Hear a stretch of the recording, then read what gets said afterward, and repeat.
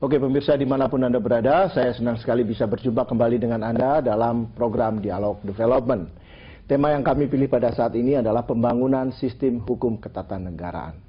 Kenapa kami memilih itu? Karena sebagaimana kita ketahui sistem ini mengalami atau menyimpan banyak sekali persoalan. Sementara kita semua juga mengetahui bahwa suka atau tidak suka bahwa sistem ini harus terus dikembangkan atau dibangun sesuai dengan perkembangan yang dibutuhkan oleh masyarakat kita sebagai warga dari negara hukum. Dan untuk itu di studio telah kami hadirkan Profesor Dr. Jimli Asidiki. Halo Pak Jimli, apa kabar? Baik. Ya, jadi saya akan langsung aja kepada Anda. Bisa Anda jelaskan perbedaan antara sistem hukum ketatanegaraan di era reformasi ini dengan pra-era reformasi? Ya, perubahannya sangat drastis ya, sangat mendasar sekali. Karena sebelum kita reformasi bisa seperti tercermin dalam ketentuan Undang-Undang Dasar ya. Undang-Undang Dasar kita sebagai hukum tertinggi di Indonesia ini sebelum reformasi itu berisi 71 butir ketentuan. Sekarang sesudah reformasi ada 199 butir ketentuan. Jadi lebih detail ya? Lebih detail, lebih banyak, dan bahkan yang tidak berubah dari warisan tahun 45 itu hanya 25 butir ketentuan. 174 butir, semua ketentuan baru.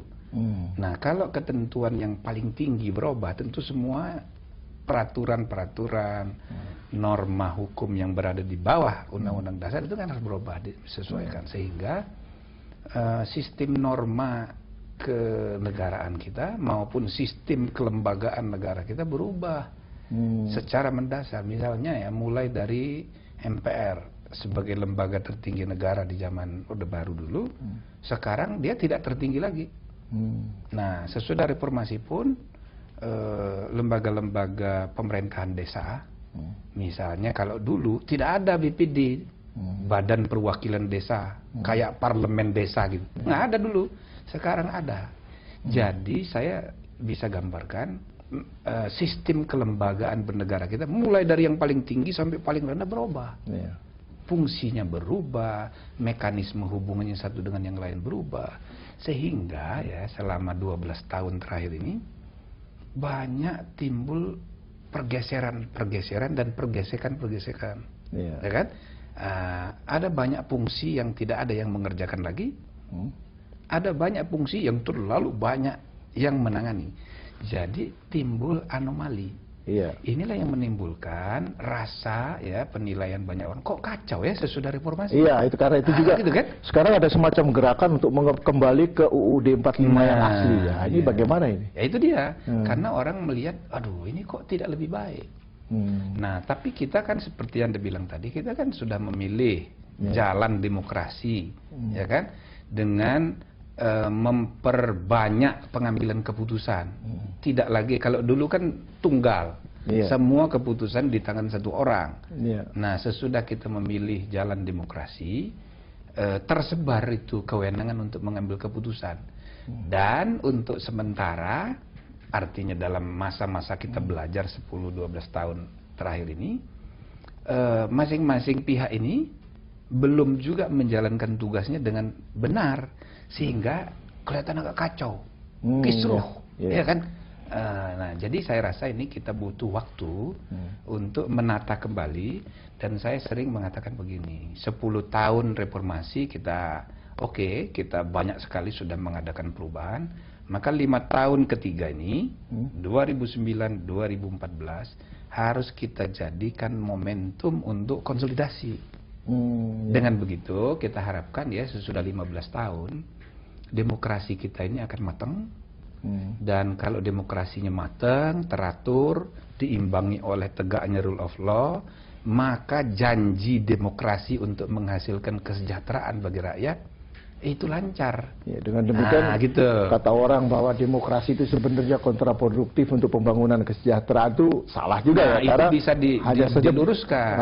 Tapi kalau memang demokrasi itu hanya menghasilkan kebebasan tapi tidak teratur, jadi demokrasi tidak diimbangi oleh rule of law, maka demokrasinya tidak teratur. Kalau demokrasinya hanya menghasilkan kebebasan yang tidak teratur, mana mungkin menghasilkan kesejahteraan.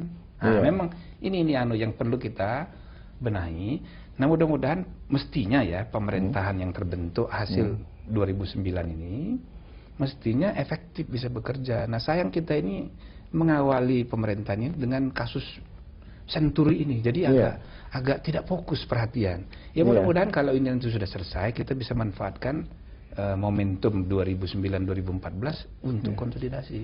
Iya, ya saya mau mengutip apa yang diungkapkan oleh Pak Taufik Kimas ya, Ketua MPR, yang mengatakan bahwa kalau pemerintahan itu terlalu lemah di parlemen, maka tidak banyak hal yang bisa diperbuat. Gitu. Dengan demikian chaotic situation ini akan berlanjut sehingga konsolidasi demokrasi yang Anda ungkapkan tadi sulit dong jalan. Nah, jadi ada problem. Salah satu problem itu mekanisme hubungan antar lembaga negara, antara utamanya eksekutif dengan legislatif.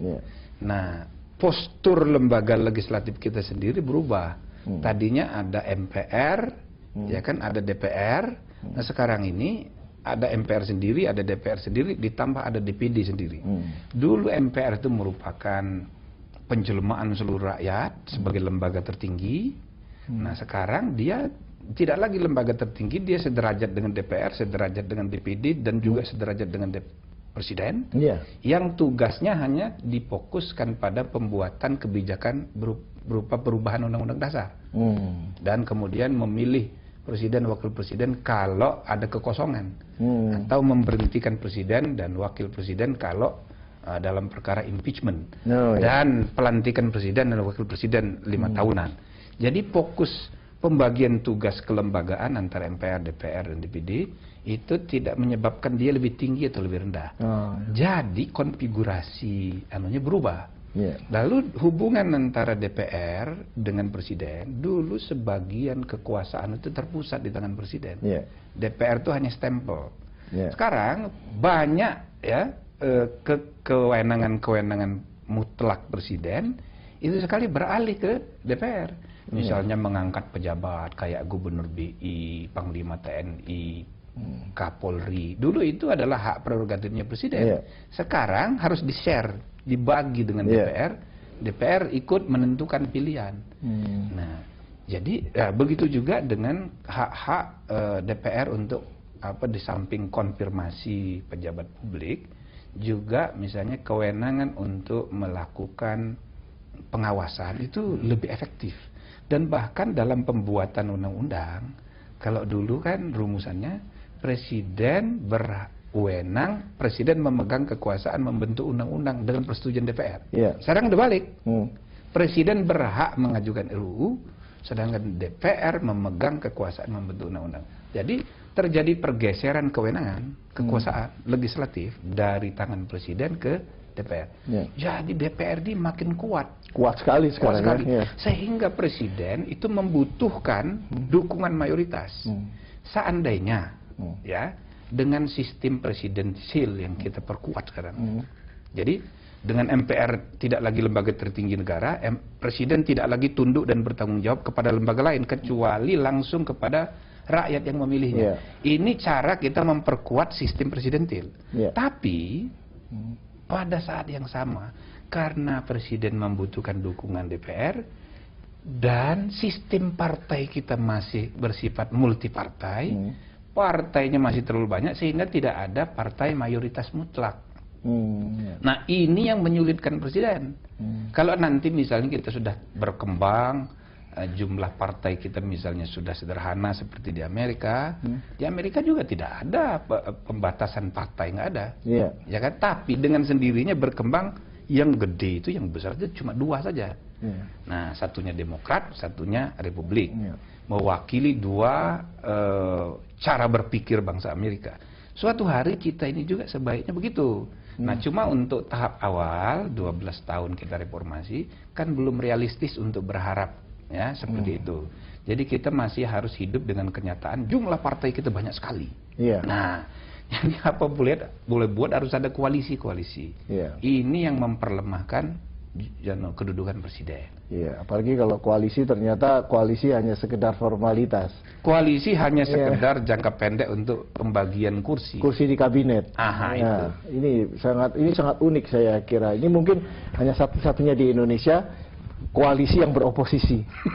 Dalam arti definisi antara koalisi dengan oposisi udah nggak jelas lagi ini dalam secara real politik ya Pak Jim nih. Ini paling banyak yang saya lihat. Saya tidak ingin berpihak, tapi kenyataan yang saya lihat itu. Kalau misalnya di negara yang sudah maju seperti Belanda, saya ingat terjadi perpecahan kabinet. Koalisi pecah, tapi biasanya koalisi yang pecah itu dia mundur dulu dari koalisi, menarik menterinya, setelah itu dia declare saya oposisi. Nah ini memang sistem koalisi ini mau tidak mau kita perlukan karena terlalu banyak partai. Padahal sebetulnya sistem koalisi ini kan sistem parlementer, bukan sistem presidentil. Nah tapi karena kenyataan seperti tadi, ya udah.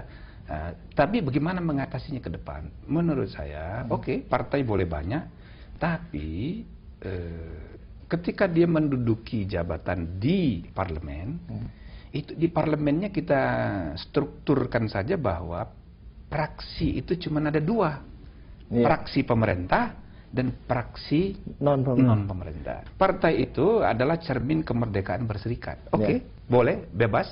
Tapi begitu Anda mengurus negara, menduduki jabatan negara, maka negara memformat kedudukannya cuman ada dua praksi atau gabungan praksi. Saya rasa itu yang akan membantu ke depan. Menarik sekali, itu mungkin seperti di Eropa Pak ya. Dan oke pemirsa dimanapun Anda berada, Anda jangan kemana-mana karena setelah pesan-pesan berikut kami akan segera kembali.